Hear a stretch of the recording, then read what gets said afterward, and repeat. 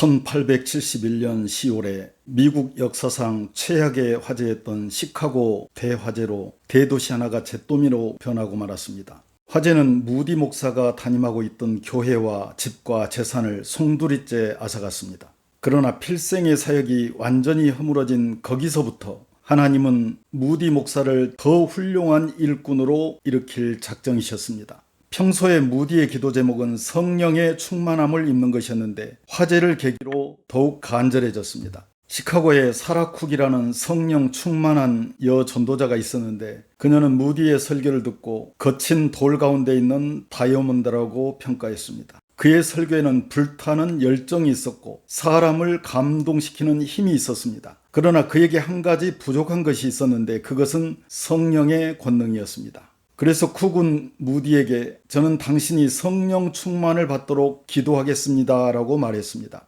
무디는 쿡의 말이 마음에 거슬렸지만 이 문제를 토론하기 위해 매주 금요일 오후에 만나자고 제안했습니다. 그 후 무디는 결국 쿡의 말이 맞다는 것을 알고 성령 충만하기를 간절히 사모하기 시작했습니다. 그리고 무디는 그때부터 마루에 엎드려 밤을 새워 하나님께 성령 충만을 간구했습니다. 그러던 어느 날 무디가 뉴욕으로 집회를 인도하러 갔다가 갑자기 그가 간구하던 성령의 놀라운 역사가 나타난 것을 체험하게 되었습니다. 너무 강력한 성령의 역사를 체험한 무디는 오 주님 이제 그만 이것으로 충분합니다 라고 외쳤습니다. 성령 체험 후 무디는 그의 책에서 이렇게 고백했습니다. 나는 다시 설교하러 갔다. 설교 자체는 이전과 아무런 차이가 없었다. 어떤 새로운 진리도 전하지 않았다. 그러나 놀랍게도 설교를 듣고 수백 명씩 회개하기 시작했다. 만약 당신이 온 세상을 나에게 다 준다 해도 나는 이 축복된 경험을 하기 전과 같은 상태로 되돌아가고 싶지 않다고 고백했습니다. 무디 목사는 그때부터 하나님의 일을 하기 위해서는 성령의 권능이 필수적인 요소라는 것을 확신하게 되었습니다. 결국 무디의 복음 전파 사역의 성공 비밀은 성령의 역사에 있었던 것입니다. 그러나 그것은 이미 성경에 공개된 비밀이었습니다. 성령님은 어떤 목적으로 그분의 임재를 나타내십니까? 첫째, 사람이 이해할 수 없는 하나님의 계획을 이해시키거나 하나님의 일을 순조롭게 진행하기 위해서 성령님께서 임재하십니다. 마리아가 천사에게 말하되 나는 남자를 알지 못하니 어찌 이 일이 있으리까? 천사가 대답하여 이르되 성령이 너에게 임하시고 지극히 높으신 이의 능력이 너를 덮으시리니 이러므로 나실 바 거룩한 이는 하나님의 아들이라 일컬어지리라. 오직 하나님이 성령으로 이것을 우리에게 보이셨으니 성령은 모든 것 곧 하나님의 깊은 것까지도 통달하시느니라. 둘째, 하나님께서 택하신 일꾼에게 특별한 임무를 사명을 부여하시기에 성령님께서 임재하십니다.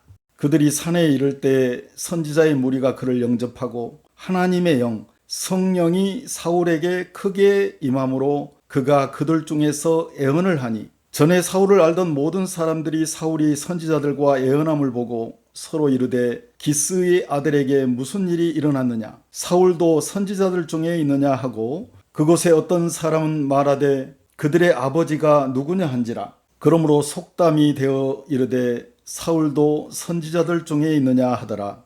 셋째, 영혼 구원을 위해 이방인에게도 성령님이 임재하십니다. 베드로가 이 말 천국 복음을 말할 때 성령이 말씀 듣는 모든 사람에게 내려오시니 베드로와 함께 온 할례 받은 신자들이 이방인들에게도 성령 부어주심으로 말미암아 놀라니 이는 방언을 말하며 하나님 높임을 들음이러라.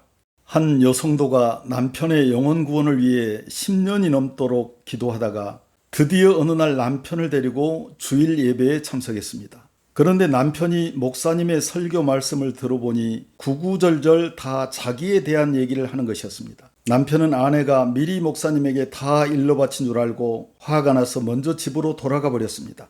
부인이 돌아오자 남편이 아내에게 따져 물었습니다. 어찌하여 나에 관한 모든 것을 목사에게 다 말한 것이요? 아내가 말했습니다. 당신에 대해 말하다니요. 나는 아무 말도 하지 않았어요. 오늘 목사님은 성경에 있는 말씀을 그대로 전하셨어요. 성경에 죄 많은 인간의 마음과 행위가 다 나타나 있어서 그런 거예요. 그러나 남편은 부인의 말을 믿지 못하고 목사님께 찾아가서 성경을 아무데나 펴서 자기한테 설명해 보라고 다그쳤습니다. 그런데 그날도 주일 예배 때와 마찬가지로 모두 자기를 두고 하는 말이었습니다. 그제서야 남편은 그것이 곧 죄인을 향한 하나님의 말씀인 줄을 깨닫고 그때부터 회개하고 하나님을 믿게 되었습니다. 아내의 간절한 기도를 들으시고 성령님께서 이방인 남편의 영혼을 구원하시기 위해 그의 심령에 임재하신 것입니다. 넷째, 비상시에 하나님의 사람을 보호하고 구출하기 위해 성령님께서 임재하십니다. 한밤중에 바울과 실라가 기도하고 하나님을 찬송함에 죄수들이 듣더라. 이에 갑자기 큰 지진이 나서 옥토가 움직이고 문이 곧 다 열리며 모든 사람의 매인 것이 다 벗어진지라. 성령님은 주로 언제 임재하십니까? 간절히 기도할 때 임재하십니다. 뜨겁게 찬양할 때 임재하십니다. 성도가 함께 모여 예배 드릴 때 임재하십니다. 복음을 전할 때 임재하십니다. 병 고침을 위해 합심하여 간구할 때 임재하십니다. 다섯째, 복음 전파를 위해 성령님께서 임재하십니다. 주의 성령이 내게 임하셨으니 이는 가난한 자에게 복음을 전하게 하시려고 내게 기름을 성령을 부으시고 나를 보내사 포로된 자에게 자유를 눈먼 자에게 다시 보게 함을 전파하며 눌린 자를 자유롭게 하고 주의 은혜의 해를 전파하게 하려 하심이라. 여섯 번째로 주의 은혜를 간절히 사모하는 자에게 성령님께서 임재하십니다. 예루살렘에 시몬이라 하는 사람이 있으니 이 사람은 의롭고 경건하여 이스라엘의 위로 메시아의 오심을 기다리는 자라. 성령이 그 위에 계시더라. 그가 그리스도를 보기 전에는 죽지 아니하리라 하는 성령의 지시를 받았더니 성령의 감동으로 성전에 들어가매 마침 부모가 율법의 관례대로 행하고자 하여 그 아기 예수를 데리고 오는지라. 시몬이 아기를 안고 하나님을 찬송하여 이르되 주제여 이제는 말씀하신 대로 종을 평안히 놓아주시는도다. 성령께서 임재하실 때 우리 몸에는 어떤 현상들, 어떤 증상이 나타날 수 있는가? 첫째, 얼굴에 기쁨, 평강, 황홀한 표정으로 나타날 수가 있습니다. 둘째, 몸이 떨리거나 흔들리는 현상이 나타날 수 있습니다. 셋째, 손이나 어깨에 열기가 느껴지기도 합니다. 넷째, 감정의 급격한 변화가 일어나서 울거나 웃을 수 있습니다.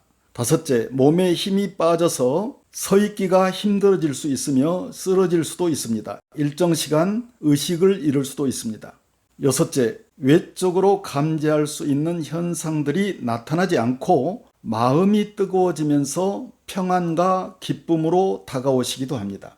우리가 이것을 말하거니와 사람의 지혜가 가르친 말로 아니하고 오직 성령께서 가르치신 것으로 하니 영적인 일은 영적인 것으로 분별하느니라. 육에 속한 사람은 하나님의 성령의 일들을 받지 아니하나니 이는 그것들이 그에게는 어리석게 보이며 또 그는 그것들을 알 수도 없나니 그러한 일은 영적으로 분별되기 때문이라. 아멘.